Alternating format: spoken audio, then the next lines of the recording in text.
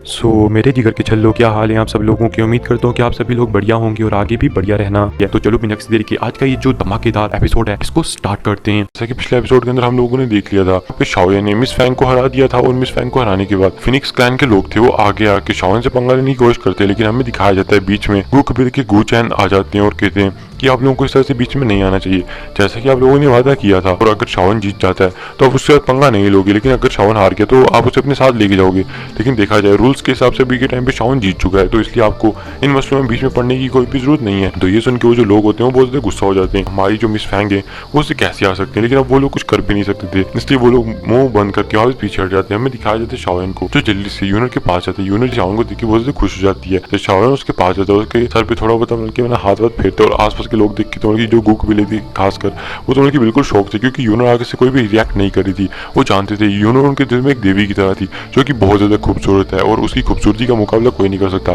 तभी जो यूनर होती है वो पीछे देखती है और पीछे उससे क्वीन मेडुसा दिखाई देती है। देखिए जो यूनर है वो थोड़ी बहुत उदास हो जाती है, लेकिन वो कुछ कर भी नहीं सकती थी। वो कहती है कि अगर मैं गलत नहीं हूँ तो तुम क्वीन मेडुसा यानी कि काइलिन होना। तो हमें दिखाया जाता है कि क्वीन मेडुसा को तो उसके जो रिएक्शन था वो थोड़ा अजीब ही था, क्योंकि वो शाओन का भाई गिली था, उसने बताया था कि जो शाओन है वो बचपन से यूनर को बहुत ज्यादा पसंद करता आ रहा है और वो मतलब हमेशा उससे शादी करना चाहता था। लेकिन जो हमारे पिताजी हैं उन्होंने हमेशा उससे इस चीज को करने से रोका है, क्योंकि यूनर इस टाइम पे वो गु कबीले से आती है। जो गु कबीला है उसकी पोजीशन बहुत ज्यादा हाई है, वो 8 प्राचीन कबीलों में से एक है, जिसकी वजह से शाओन कभी भी उससे शादी नहीं कर सकता। लेकिन हाँ, अगर इन दानों के बीच में ये चीजें नहीं होती तो हमारे पिताजी ने कब के उन दानों की शादी अभी तक करा दी होती, और दानों वैसे भी एक दूसरे को बहुत ज्यादा पसंद करते हैं। क्वीन मेडुसा इस चीज को अच्छे से जानती थी, इसी वजह से जो क्वीन मेडुसा थी उसके जो रिएक्शन था वो बहुत ज्यादा अजीब था, वो कुछ समझ नहीं पाई थी। हमें दिखाया जाता है कि वो भी उससे अच्छे से ग्रीट करती है। यूनर वो पूछती है कि छोटी जियो जियो कैसी है, मैंने सुना है कि इस टाइम पे तुम फॉलन स्टार पवेलियन के अंदर आ चुकी हो।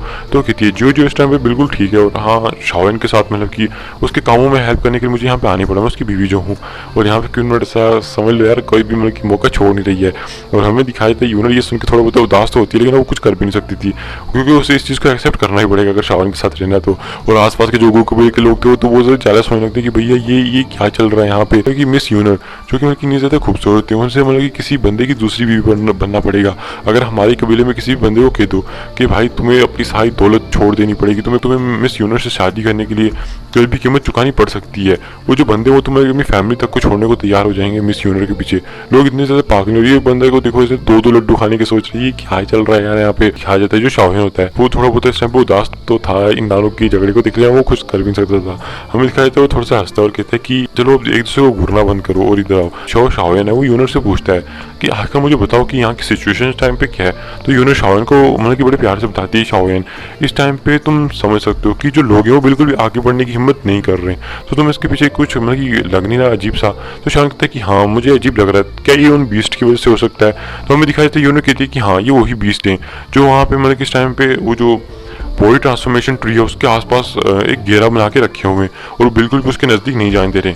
और जो बीस्ट है इनकी जो तादाद है वो हज़ारों के बीच में है, जिसकी वजह से हम बिल्कुल भी मतलब कि इनके ऊपर अटैक करने के लिए जाते तो हमें बहुत ज़्यादा नुकसान झेलना पड़ता है। हालांकि जो बीस्ट हैं इतनी भी ज़्यादा ताकतवर नहीं है, इनमें ज़्यादातर बीस्ट 4 या 5 लेवल की बीस्ट हैं, लेकिन मैक्सिमम जो बीस्ट हैं वो मतलब कि बहुत ज़्यादा ताकतवर हैं, जो कि दाऊ जोन लेवल पे भी हैं और दाऊ जोन के अंदर भी हैं कुछ। तो इसी वजह से जो बीस्ट हैं हमारी मतलब कि एक सरदर्दी बन चुके हैं, क्योंकि जो इनकी ताकत है वो बहुत ज़्यादा है। शाओन कहता है कि हाँ तुम ठीक कह रही हो, ये जो बीस्ट हैं ये बहुत ज़्यादा ताकतवर है, हम इनसे मतलब कि इस टाइम पे अकेले नहीं लड़ सकते। अगर हम यहाँ से ग्रुप बना के जाना भी चाहें बॉडी ट्रांसफॉर्मेशन ट्री के पास तो कभी पहुँच ही नहीं पाएंगे। तो यूनस कहते हैं कि हाँ शाओन तुम बिल्कुल ठीक कह रहे हो। तभी हमें दिखाया जाता है कि वहाँ से काले धुएं के अंदर कुछ लोग आते हैं, और आपको पता ही है ये होलो सोल के थे। हमें दिखाया जाता है कि हुन कबीले और होलो सोल के लोग थे। तभी यहाँ पे कुछ बंदे नीचे उतरते हैं, तभी यूनर होती है वो शाओन से कहती है शाओन तुम उस काले कपड़े वाले लड़के को देखो, वो जो उनका सबसे आगे है उसका नाम हुनयू है, इसके भी बहुत सारे चांसेस है कि आगे चल के हुन कबीले का लीडर बन सकता है। तो इसे उनके शान कहता है क्या हुनयू, तो कहती है कि हाँ यही हुनयू, इसके मतलब कि बहुत सारे चांसेस है कि आगे चल के हुन कबीले का लीडर बन जाए। और अभी के टाइम पे यहाँ पे चांसेस बताए जा रहे हैं, ऐसा कोई भी नहीं बता सकता कि कौन आगे चल के लीडर बनेगा, क्योंकि बस कुछ उत्तराधिकारी होते हैं, मतलब कि 4-5 उत्तराधिकारी होंगे जिनमें से कोई आगे चल के एक ही बनेगा। शाओन है वो कहता है सच में ये बंदा इतना ज़्यादा शांत रह रहा है, लेकिन मैं अच्छे से जान सकता हूँ कि जो बंदा है ये बहुत ज़्यादा चालाक है और बहुत ज़्यादा सेल्फिश भी है। यूनर कहती है हाँ शाओन इससे बच के रहना, क्योंकि ना जाने इसके हाथों कितने लोग मारे गए सिर्फ इसके धोखे की वजह से, क्योंकि तुम जानते हो जो लोग होते हैं कितने बड़े धोखेबाज होते हैं। हमें दिखाया जाता है कि इस टाइम पे हुनयू के पास में जो फिनिक्स क्लैन के लोग हैं वो भी चले जाते हैं और हुन जो एल्डर ली थे वो जाके कहते हैं अरे एल्डर हुन यू आप भी यहाँ पे आए हुए हैं, ये तो बहुत ही बढ़िया बात है। ये सुन के जो हुन यू होता है वो कहता है अरे एल्डर ली आप भी यहाँ पे हैं, ये तो बहुत अच्छी चीज़ है। इस तरह तो हम लोग मतलब कि ग्रुप बना के आगे जाके फाइट कर सकते हैं, वरना आप तो जानती हैं आगे जाना कि कितना ज़्यादा मतलब कि खतरनाक हो सकता है हम लोगों के लिए। ये तो सच में हमारे लिए बहुत ज़्यादा खतरनाक चीज़ हो जाएगी। तो जो एल्डर ली हैं वो भी कहते हैं कि हाँ आप बिल्कुल ठीक कह रहे हैं। तभी हमें दिखाया जाता है हुन यू जो सबको एकदम शांत करता है, जो भी आसपास लोग बातें कर रहे थे, और तभी कहता है कि मैं आप लोगों के लिए एक ऑफर रहा हूँ, क्यों ना हम लोग एक अलायंस बना लें। तो ये सुन के आसपास लोगों में एकदम खलबली मच जाती है कि आखिर ये बंदा क्या कह रहा है, एक अलायंस आखिर इस बंदे के साथ कौन अलायंस बनाना चाहेगा। तभी वो कहता है अगर तुम लोग मेरे साथ अलायंस बना लेते हो तो ये जो चीज़ है तुम लोगों के लिए भी बहुत ज़्यादा फ़ायदेमंद साबित होगी, क्योंकि तुम अच्छे से जानते हो कि अगर हम लोग मतलब कि यहाँ पे अकेले उधर सामने फाइट करने के लिए जाएंगे तो हम में से मतलब कि कोई भी जिंदा बच के नहीं आ पाएगा, ना ही हमारा कोई ग्रुप गया तो जिंदा बच के आ पाएगा। अगर हम अलायंस बना के जाएंगे हमारे पास बहुत ज़्यादा ताकत होगी जिसकी वजह से हम उनसे लड़ पाएंगे और बॉडी ट्रांसफॉर्मेशन ट्री तक पहुँच पाएंगे। तभी हमें दिखाया जाता है कि कुछ लोग मतलब कि तो आपस में और बातें करने लगते हैं कि भैया अगर इस बंदे ने हमें धोखा दे दिया, चाहेगा वो हुन कबीले की ताकत की वजह से उससे कुछ नहीं बोलते होंगे, लेकिन वो अच्छे से जानते थे कि हुन कबीला कितना ज़्यादा घटिया है उन 8 प्राचीन कबीलों के अंदर। तभी वो बंदा जो होता है वो कहता है जी आप बिल्कुल भी फिक्र मत कीजिए, मैं जानता हूँ कि आप जो लोग हो वो क्या सोचो कि हम लोगों ने इन बीस्ट से निपट लिए तो आपको बाद में धोखा देके मार देंगे, तो ऐसा बिल्कुल नहीं होने वाला। हम चलो एक वादा कर लेते हैं और कहते आपको बताइए जब भी ये लोग अलायंस बनाते हैं कि वादे वो करते हैं कि अगर कोई बंदा किसी दूसरे के ऊपर अटैक करेगा अपने फायदे के लिए तो सब लोग मिलकर उस बंदे को मार डालेंगे। और ये बात अब मैंने की उन सबको देता है, तो ये सुन के जो लोग होते हैं फिर वो मारना स्टार्ट हो जाते हैं। और जो शाओन है हमें दिखाया जाता है कि वो भी अकेला जा नहीं सकता था, तो इसकी वजह से उन्हें मानना ही पड़ता है इन सबको।